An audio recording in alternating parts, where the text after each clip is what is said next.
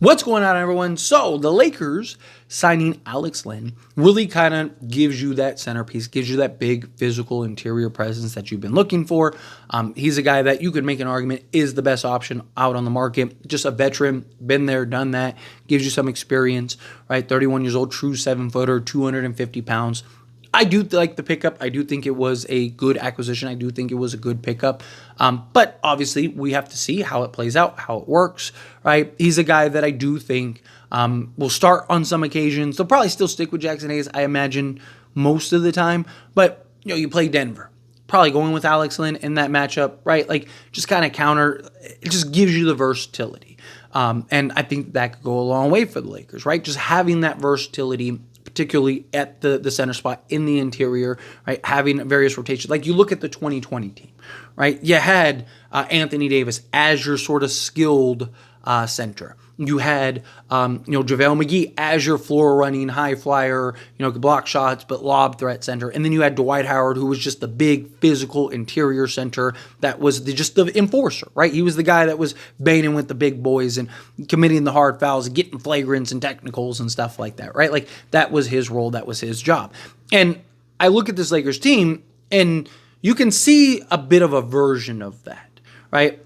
Obviously not to the scale in which that 2020 team was, because again, nobody on this team is anywhere close to Anthony Davis as far as like big men go. And then also you can argue like none of them are Dwight Howard at that point. And even JaVale McGee, I think, is that version of JaVale McGee is better than Jaxson Hayes that we have now, right? So like there's still like a path to just the versatility that you could deploy, particularly at the center spot.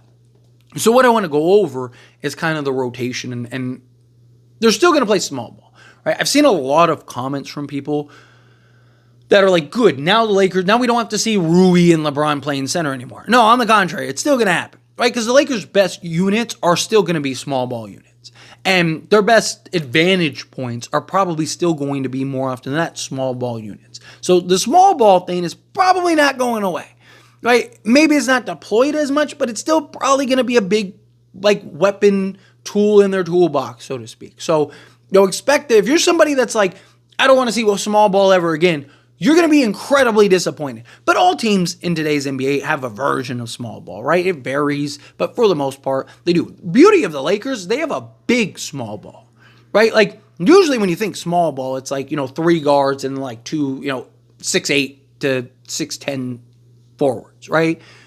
But the Lakers, I mean, you have multiple. I mean, you could go with like the 3-guard version, right? And you could have a guy like a Jordan Goodwin out there who is an excellent rebounder at the guard position, or rebounds better than most forwards, right? And then, you could go, like I said, go the 3-guard route, or you could just go the big route and have like Luka, who's 6'6", 6'7", right? You got Jared Vanderbilt, 6'8", right? Dorian Finney-Smith, 6'7", 6'8", right? You got LeBron, 6'8", 6'9", and then Rui Hachimura, 6'8", right? Like you have just that size and just the team rebounding and stuff, and just can put a lot of pressure on teams in that regard. And you have that versatility, particularly on the defense side. And at times you can even swap, say a Jordan Goodwin for like a Luka or one of these other guys, and just, again, keep applying the pressure in that regard. But more so, speaking with the center position, the small ball is part of their skill big, right? Obviously, we'd love to have a guy like Anthony Davis as our skill big, but we don't. We don't have that. So how do you supplement that sort of skill big? You do it through the various forwards that we have, right? So, for example, if you want a scorer, big, physical, can kind of bang with the big boys, good lower center of gravity, you got Rui, right? You want a kind of more versatile defensive guy that can, switch and do multiple things out there. You got Dorian Finney-Smith. You want that point forward, that point center that can just, completely control and dictate a game. You got LeBron James, right? Like you have these different skilled, like you almost have like the skilled version in and of itself in the small ball form. You have the Dwight and Rui. You have the, like almost like JaVale McGee and Dorian Finney-Smith. And then you have like the AD and LeBron at the small ball version of that team, right? Something that I could see the Lakers kind of playing with and toying with as far as that goes. But then as far as our true big men, right? Obviously, Trey Jemison, we'll see if he gets run still, and Koloko and them, they still get run still. I imagine probably not as much anymore now that you got Alex Len. And plus, they can't play come playoff time, right? Unless the Lakers bring them onto the main roster, which at that point you might have too many bigs. Because Kleba, he could still come back at some point. Obviously, you waived Christian Wood. We'll see. And then also, before I get into Alex Len and Jaxson Hayes, who knows what's going to happen with Mark Williams, at least at the time of recording this video. Maybe it's been resolved, all right, depending on, when you're watching this. And, if it's something early like this, most of I usually pre-record the videos that I can pre-record. And this is one of them. But if you look at kind of the centers, assuming that nothing drastic changes, right? Like, we really do now have Mark Williams, right? Assuming that it stays Jaxson Hayes and Alex Len, they give you, they have the similarities in the sense of a lob threat, right? But one is big, one's got 30 pounds on the other, right?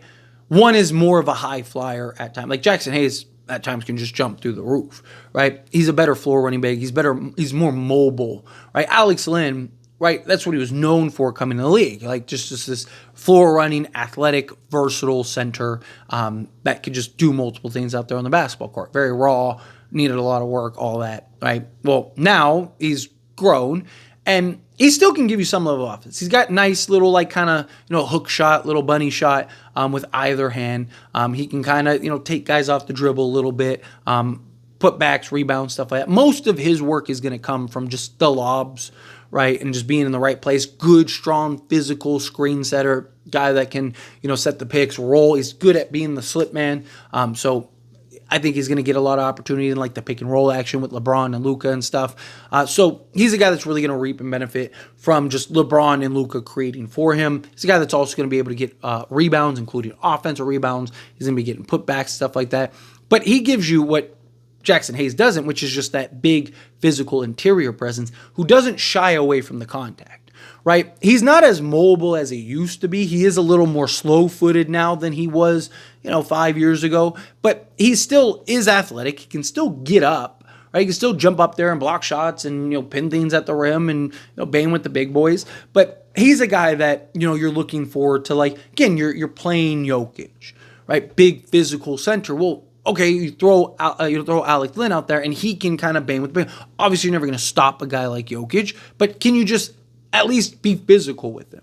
Do you at least match up to the best of your ability, right? I'd rather Alex Len, 7 feet with a 7'4" wingspan, 250 pounds, banging with Jokic than Jaxson Hayes, he's 7 feet, but he's 220 pounds soaking wet. Right? Like, it's just like, Bronny weighs more than he does. It's like, at that point, it's just, you're just hoping that his length maybe disrupts Jokic, which is probably not a thing. Jokic is probably just going to bully him out the way and just tell him, sit down, be humble, and just get to work, right? Like, so these are all things, but it's good to, again, have those different looks. Because if you want to go fast, you're probably going with a Jaxson Hayes and just pushing the pace, right? Him and Luka, right? You already saw the chemistry. Already Luka just looking for the lobs, and Jaxson Hayes constantly just being observant and keeping an eye on Luka as he's rolling to the rim and stuff, right? Like, you're going to, it'll give you different looks. You can keep opposing defenses on their toes. Certain teams, certain matchups, certain units out there on the court, okay, maybe small ball is the best. Maybe we really just stretch them out and just operate the way that we need to operate, right? Well, there may be teams that just, they have a big interior presence, right? And it's like, okay, well, let's throw in an Alex Len, let him go out there and just kind of keep and maintain against the big fellas, right? Like, if you're going up against, say, a Cavs team and they have Jared Allen, right? Like, you probably want Alex Len on Jared Allen over a Jaxson Hayes, right? So again, just certain matchups, you can have that versatility to deploy whenever it calls for that occasion, right? And, even JJ experimented with like Koloko and Hayes at times. So maybe we even see some units with, Hayes and Len on the court at the same time and just kind of see like how those two work and how those two operate and, just have two kind of just like lob threats and floor runners and stuff like that. Because, Alex Len can still run the floor. He's still a guy that can trot down the field and stuff like that. And no, obviously he's not, again, what he used to be, but I like this center matchup better. It's one of the reasons I wanted like a Trey Jamison. I was like, if you can't find that guy, then go get Trey Jamison, right? 6'11", 270. Big physical interior presence. Well, Alex Len at least gives you, he's not 270, he's 250, and that 20 pounds could be a major difference, but he also is taller, longer, right? Like that, again, has its advantages, has its defenses. But again, like neither guy, I think, is like the ideal scenario. Like I'm not looking at this center unit and going like, oh, Lakers, you don't want to play the Lakers because of their centers, right? Like definitely nothing like that. But also we'll see how it works out, right? Luka and LeBron are probably going to make both of those guys look like all-stars at times, right? Like, I mean, Jaxson Hayes already, he was like 6 of 6 from the floor. They were all just like lobs from LeBron and Luka, right? Like, he's going to feast. He's going to get paid. Same thing with Alex Len. Like, these guys are going to be, they're in the best position they could possibly be in. So they're going to really thrive. But anyway, as always, this is a discussion. Pass a question to you. Let me know your thoughts and opinions down in the comments below. What do you think? How do you feel? What are your thoughts? What do you make of this team and their center rotation? Do you like Alex Len and Jaxson Hayes? Do you kind of like, do you prefer one over the other? Do you not like either? Do you love both? How do you feel? Whatever your thoughts are, love to hear it either way. So let me know down in the comments below.